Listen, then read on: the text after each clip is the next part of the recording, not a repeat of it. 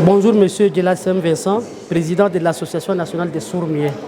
Alors vous êtes aujourd'hui à ce dialogue national inclusif et souverain.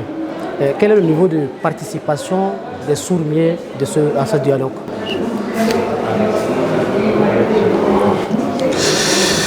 Oui, nous avons participé à ce dialogue national et inclusif.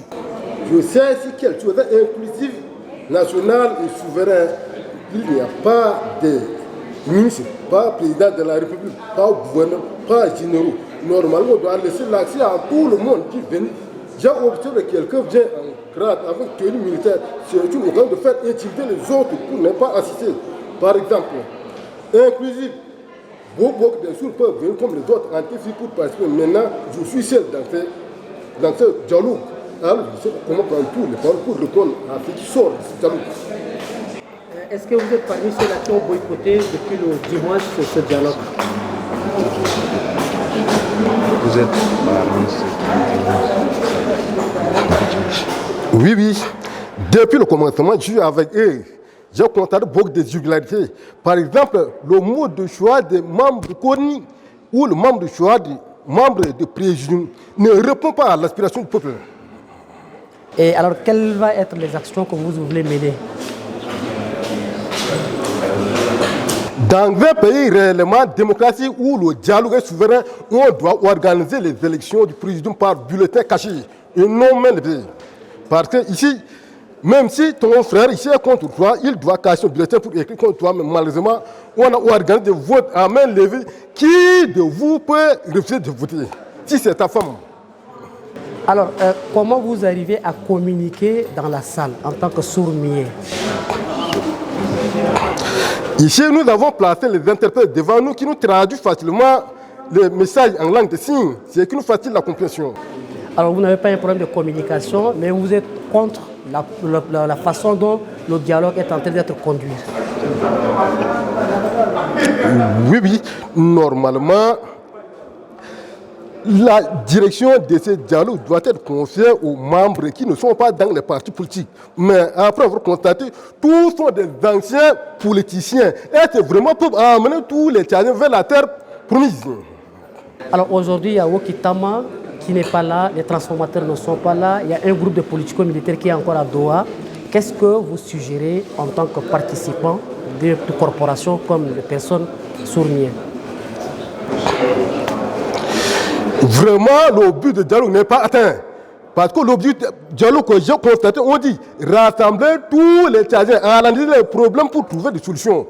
Mais on a laissé un plus grand nombre de personnes ailleurs. On organise l'élection avec les vieux qui ont leur avis derrière eux. Comment on va trouver une solution demain? J'ai peur, avant l'Union africaine nous a mis en garde. Si vous voulez aller tête, baisser et vous verrez. Alors vous ne croyez pas à la sincérité de ce dialogue? Sincérité de ce dialogue. Pas du tout. Et pourquoi? Il faut pousser les gens à aller sur le droit chemin. Et quelles sont vos suggestions? Quel est votre dernier mot? Je préfère que le dialogue soit reporté un peu pour permettre à toutes les organisations politiques de l'extérieur, politico-militaires, tous viennent y participer parce que tous sont des frères. C'est la colère qui les met en brousse. C'est la colère qui les met à s'organiser en parti politique ailleurs. Donc on doit tendre la main pour permettre à ceux-là de venir nous rejoindre. Parce que, vous savez, ce sont des civils qui ont amené l'indépendance du Tchad le 11 août 1960. Ce sont eux qui continuent à combattre la colonisation française. Les militaires qui ont venu les détruire, maintenant on n'arrive pas à trouver la paix jusqu'à aujourd'hui. Il faut arranger les choses pour que les civils retrouvent leur place afin de continuer à vivre. Exemple, est-ce que depuis le général de Gaulle, vous avez vu un militaire au pouvoir en France? Pas. Est-ce que vous avez vu même le fils de Jacques Chirac l'an passé? Pas. Il faut travailler sur le droit chemin. Mais alors, il y a eu une liste de présidiums et il y a eu des contestations. Est-ce que vous êtes parmi ceux-là qui ont contesté cette liste?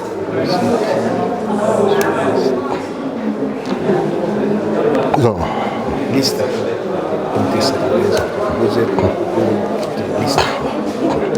normalement, tous ceux qui participent à ce dialogue dans ce palais ne vivent pas en Djamena. Chaque membre qu'on a choisi doit être présent pour donner sa biologie, sa biographie, pour permettre à ceux qui viennent d'ailleurs pour le connaître, qu'est-ce qu'il fait, il est qui, quel est son passé. On peut comprendre pour des gens, mais on a des gens à leur niveau. Peut-être ce sont eux qui aiment mettre le pays dans le trou. Ils se choisissent pour le conduire vers la destruction. Donc on n'a pas. Dieu seul sait l'avenir. Alors, vous pensez que cette liste est favorable pour une organisation quelconque? J'avais bien dit qu'on doit organiser le vote là à bulletin secret, mais pas à main levée. Parce que même parmi ceux qui sont votés là, il y a leurs femmes, leurs enfants, leurs amis de table et de boissons là. Est-ce qu'on peut les refuser de voter? Ah. Donc, ce n'est pas normal. Peut-être on va organiser le vote là à Niadirou. Merci. Merci.